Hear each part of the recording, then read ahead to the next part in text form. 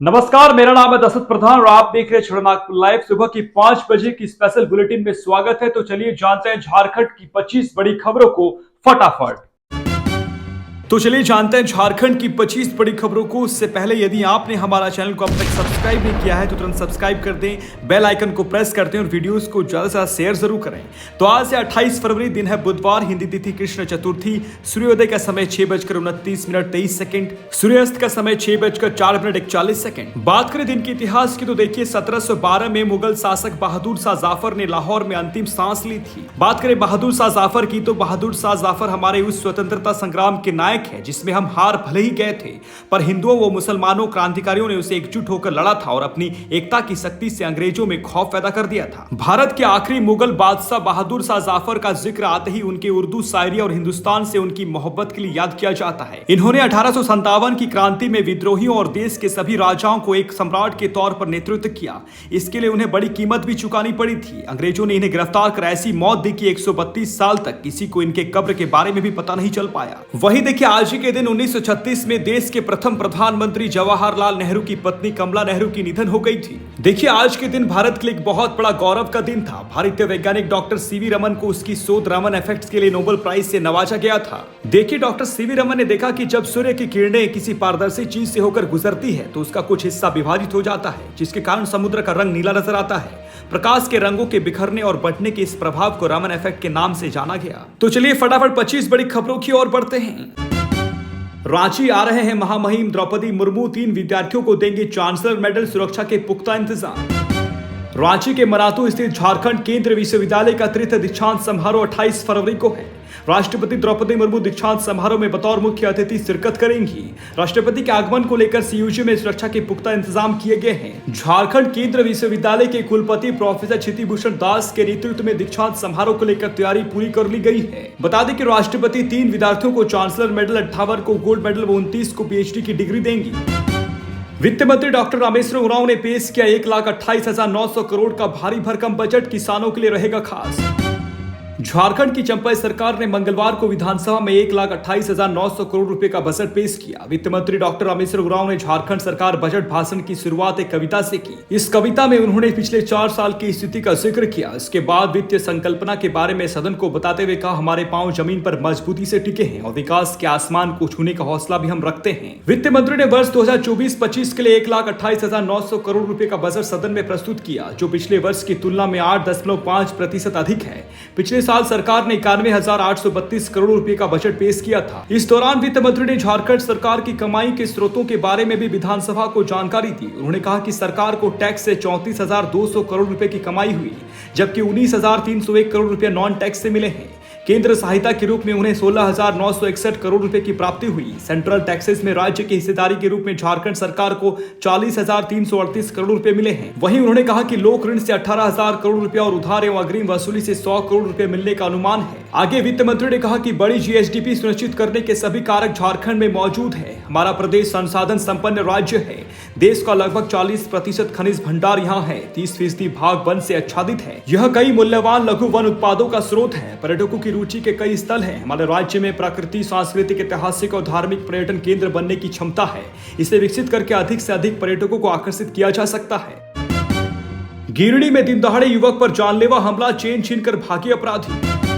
झारखंड के गिरिडीह जिले के पचबा थाना क्षेत्र के कार्मेल स्कूल के समीप आधा दर्जन से अधिक बदमाशों ने मोबाइल दुकान में काम करने वाले कर्मी पर जानलेवा हमला कर दिया और कैश, मोबाइल, सोने की चेन व स्मार्टवॉच छीन ली। हमले में युवक गंभीर रूप से घायल हो गया। घटना के बाद मोबाइल दुकान के मालिक कविराज व आसपास के लोगों के सहयोग से घायल युवक को इलाज के लिए सदर अस्पताल लाया गया, जहां उसका इलाज चल रहा है। सूचना मिलने पर पुलिस घटनास्थल पर पहुंची और मामले की जानकारी ली। पुलिस मामले की जांच में जुट गई है। झारखंड के किसानों के लिए बड़ी खुशखबरी, चंपाई सरकार का बड़ा ऐलान, 50,000 नहीं अब इतना तक का लोन होगा माफ। सत्र के आखिरी दिन आज झारखंड बजट में किसानों के लिए बड़ा ऐलान किया गया। किसानों का कर्जा माफी अब 50,000 रुपया से बढ़ाकर 2 लाख रुपया करने का निर्णय लिया गया है। कृषि के लिए 4,606 करोड़ 57 लाख रुपए का बजट पेश करने के साथ वित्त मंत्री रामेश्वर उरांव ने इसकी घोषणा की है। इस दौरान रामेश्वर उरांव ने कहा कि राज्य सरकार कृषि को बढ़ावा देने के लिए लगातार प्रयास कर रही है। हमारा प्रयास किसानों को अधिकतम सहायता प्रदान करना है और इसके तहत हमारी राज्य सरकार ने निर्णय लिया है कि किसानों का सबसे पहले कर्जा माफ किया जाएगा। यह राशि 50,000 रुपया थी, इसे बढ़ाया जाना चाहिए और अब इसे बढ़ोतरी कर 2 लाख रुपया तक की जाएगी। दुमका में प्रेमिका व उसकी मां को पेट्रोल छिड़काकर जिंदा जलाने की कोशिश, प्रेमी हिरासत में। झारखंड के दुमका जिले के मसलिया थाना क्षेत्र के सीतासाला गांव में सोमवार की देर रात कथित प्रेमी ने अपनी प्रेमिका और उसकी मां को पेट्रोल डालकर जिंदा जलाने का प्रयास किया। स्थानीय लोगों की सहायता से दोनों घायलों को फूलो झानो मेडिकल कॉलेज अस्पताल में भर्ती कराया गया है। घायलों में मेरिका मुर्मू और उसकी मां बड़की मुर्मू है। मसानजोर पुलिस ने आरोपी को हिरासत में ले लिया है। मेरिका ने बताया कि वो अपनी मां के साथ घर में सोई हुई थी। रात करीब 11:30 बजे सुनीराम किस्कू बोतल में पेट्रोल लेकर आया और बिस्तर पर छिड़काकर आग लगा दी। शरीर जलने पर उन्हें इसकी जानकारी हुई। शोर मचाने पर भाई और आसपास के लोग पहुंचे। किसी तरह आग बुझाकर दोनों को अस्पताल में भर्ती कराया गया। मेरिका का आरोप है कि उसके कथित प्रेमी ने घटना को अंजाम दिया है। आरोपी सुनीराम किस्कू असम के बोंगिया जिला अंतर्गत पुतीडोम गांव का रहने वाला है। उससे करीब 2 साल पहले उसकी मुलाकात हुई थी। दोनों के बीच नजदीकियां बढ़ी। आरोपी ने शादी करने की बात कहकर उसे अपने साथ असम ले गया था। वहां जाने के बाद पता चला कि वो शादीशुदा है। इसके बाद वो वापस घर लौट गई। पीड़िता ने बताया कि 20 दिन पहले वो गांव आया था। उसे अपने साथ चलने को कह रहा था। मना कर देने पर उसने जान से मारने की धमकी भी दी थी। संकल्प सभा में गरजे कोल्हान टाइगर चंपाई सोरेन, कहा ना झारखंडी झुकेगा ना झारखंड, ना झारखंडी झुकेगा ना झारखंड। इसी संकल्प को लेकर आगे बढ़ना है। हेमंत सोरेन के जेल से बाहर आने तक हर कार्यकर्ता गांव-गांव आंदोलन करते रहे। लोकसभा चुनाव में भारतीय जनता पार्टी का सुपड़ा साफ कर दे। ये बातें मुख्यमंत्री चंपाई सोरेन ने झारखंड मुक्ति मोर्चा द्वारा पुराना विधानसभा मैदान में आयोजित संकल्प सभा को संबोधित करते हुए कही। इस दौरान मुख्यमंत्री चंपाई सोरेन ने कहा कि हेमंत सरकार के गठन के साथ ही भारतीय जनता पार्टी इसे गिराने के प्रयास में लग गई थी। कभी भ्रष्टाचार का आरोप लगाते तो कभी माइनिंग में गड़बड़ी का, पर क्या भ्रष्टाचार हुआ है ये नहीं बताते। कोल्हान टाइगर ने कहा कि रांची, धनबाद, बोकारो, जमशेदपुर जहां भी जाए हर तरफ आदिवासियों की जमीन लूटी गई है। आगे चंपाई सोरेन ने कहा कि हेमंत सोरेन ने 2 साल में ऐसा काम किया कि भाजपा की नींद उड़ गई। सीएम ने कहा कि देश में केंद्रीय एजेंसियों का स्वतंत्र काम करने के लिए बनाया गया है, भेदभाव के लिए नहीं। जिस जमीन का खाता बही ही नहीं है उस जमीन के मामले में हेमंत सोरेन को जेल भेजा गया है। यदि ऐसा ही है तो रांची की धरती पर जिन आदिवासियों की जमीन हड़प ली गई है, केंद्र सरकार ईडी को भेजकर उसकी जांच कराए और जमीन वापस दिलाए। म्यूटेशन के एवज में ले रहा था रिश्वत, एसीबी की टीम ने धर दबोचा।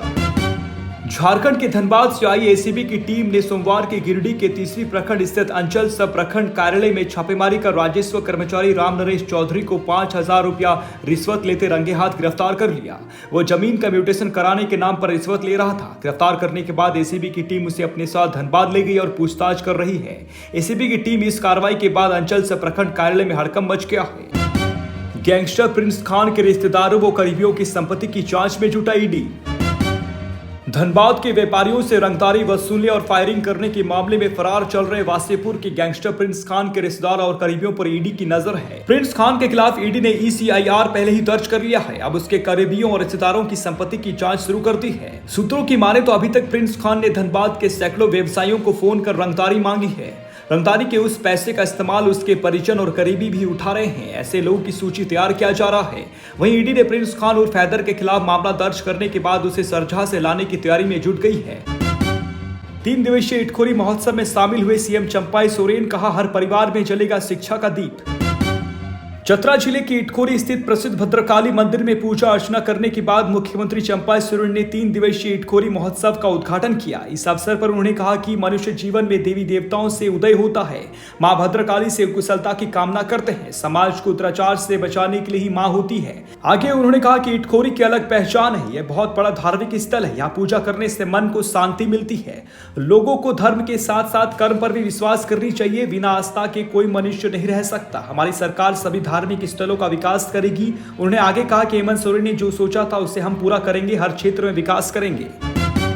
प्रतिबिंब ऐप से पुलिस के हत्थे चढ़े 6 साइबर अपराधी। 4 महीने में गिरिडीह से 172 ठग अरेस्ट। साइबर अपराध पर लगाम लगाने की कवायद की जा रही है और पुलिस को सफलता भी मिल रही है। इस बीच साइबर अपराधियों के खिलाफ चलाए जा रहे छापेमारी अभियान में गिरिडीह पुलिस को एक बार फिर बड़ी सफलता हाथ लगी है। इस बार पुलिस ने प्रतिबिंब ऐप के जरिए अहिल्यापुर थाना क्षेत्र के पंचटाड़ गांव में छापेमारी कर 6 शातिर साइबर अपराधियों को गिरफ्तार करने में सफलता पाई है। गिरफ्तार साइबर अपराधियों में अहिल्यापुर थाना क्षेत्र के पंचटाड़ का अभिषेक कुमार मंडल, सुनील कुमार मंडल, धनबाद के टुंडी का सूरज कुमार मंडल, नीवा घाट का दीपक साव और पश्चिम बंगाल के पुरलिया का उज्जवल सिंह शामिल है। इन साइबर अपराधियों के पास से पुलिस ने 16 mobile, 38 SIM card, 8 ATM, 2 passbook, 3 chequebook और 1 बाइक बरामद किया है। लकड़ी चुनने गई बुजुर्ग महिला की आईडी ब्लास्ट में मौत। तुम्बाहा का पत्तातोरवा जंगल में मुठभेड़। झारखंड में पुलिस और सुरक्षा बल के जवान नक्सलियों के सफाई के लिए लगातार अभियान चला रहे हैं, तो नक्सली भी उन्हें निशाना बनाने के लिए तरह तरह के हथकंडे अपना रहे हैं। इसमें कई बार बेगुनाह ग्रामीणों की मौत हो जाती है। एक बार फिर कोल्हान रिजर्व फॉरेस्ट में एक बुजुर्ग महिला की आईडी ब्लास्ट में मौत हो गई। वहीं तुम्बाहा का पतातोरब जंगल में नक्सलियों और सुरक्षा बलों के बीच मुठभेड़ जारी है। पुलिस ने बताया कि कोल्हान रिजर्व फॉरेस्ट क्षेत्र के गोइलकेरा थाना अंतर्गत मारीदरी जंगल में लकड़ी चुनने गई एक वृद्ध की आईडी ब्लास्ट में मौत हो गई। नक्सलियों ने पुलिस एवं सुरक्षा बलों को नुकसान पहुंचाने के लिए आईडी बिछा रखा था। नगड़ी उपद्रव मामले में 500 से अधिक लोगों पर दर्ज हुई प्राथमिकी, 21 गिरफ्तार। झारखंड की राजधानी रांची के नगड़ी में मूर्ति विसर्जन के दौरान धार्मिक स्थल के पास गाना बजाने को लेकर हुए विवाद में पुलिस ने कुल 27 आरोपियों को हिरासत में लिया है। पूछताछ के बाद इनमें से 21 आरोपियों को गिरफ्तार कर लिया गया है। 19 के खिलाफ नामजद प्राथमिकी दर्ज की गई है, जबकि 500 अज्ञात लोगों पर प्राथमिकी दर्ज की गई है। गिरफ्तार आरोपी में प्राथमिकी का नामजद अभियुक्त कलाम अंसारी शामिल है। आरोपियों पर धार्मिक स्थल के बाहर 5-6 राउंड गोली चलाने, सरकारी काम में बाधा डालने, सरकारी वाहनों को नुकसान पहुंचाने, संपत्ति को नुकसान पहुंचाने, पुलिस के साथ धक्का मुक्की करने, नारेबाजी कर एक दूसरे की धार्मिक भावना को ठेस पहुंचाने, उपद्रव फैलाने सहित अन्य आरोप लगाए गए हैं। प्राथमिकी में शामिल अन्य आरोपियों की तलाश पुलिस कर रही है। केजरीवाल और कल्पना के बीच फोन पर हुई बात, हेमंत सोरेन की पत्नी ने बताया। दिल्ली के मुख्यमंत्री अरविंद केजरीवाल ने जेल में बंद झारखंड के पूर्व सीएम हेमंत सोरेन की पत्नी से फोन पर बातचीत की। रविवार को सीएम केजरीवाल ने हेमंत सोरेन की पत्नी कल्पना सोरेन मुर्मू से फोन पर बातचीत कर हेमंत सोरेन के प्रति अपना समर्थन जताया। कल्पना सोरेन ने हेमंत सोरेन के एक्स हैंडल पर झारखंड मुक्ति मोर्चा को सपोर्ट करने के लिए अरविंद केजरीवाल का आभार जताया। कल्पना सोरेन ने लिखा, आज दिल्ली के माननीय मुख्यमंत्री अरविंद केजरीवाल से फोन पर बातचीत हुई। अरविंद केजरीवाल का धन्यवाद कि इस घड़ी में वो झारखंडी योद्धा हेमंत सोरेन और झामुमो परिवार के साथ हैं। केंद्र सरकार और बीजेपी का षड्यंत्र आज पूरा देश देख रहा है। झारखंड के साथ साथ दिल्ली और अन्य गैर भाजपा शासित राज्यों में कैसे लोकतंत्र का उतार किया जा रहा है, ये देखकर हर कोई क्षुब्ध है। केंद्र सरकार और बीजेपी के इस षड्यंत्र का हमें मिलकर मुकाबला करना है। जय जोहार, जय झारखंड। झारखंड की 25 बड़ी खबरों की बुलेटिन में बने रहने के लिए धन्यवाद। चैनल को सब्सक्राइब कीजिएगा, वीडियोस को लाइक कीजिएगा और अपनों के बीच शेयर जरूर कीजिएगा। धन्यवाद, जोहार।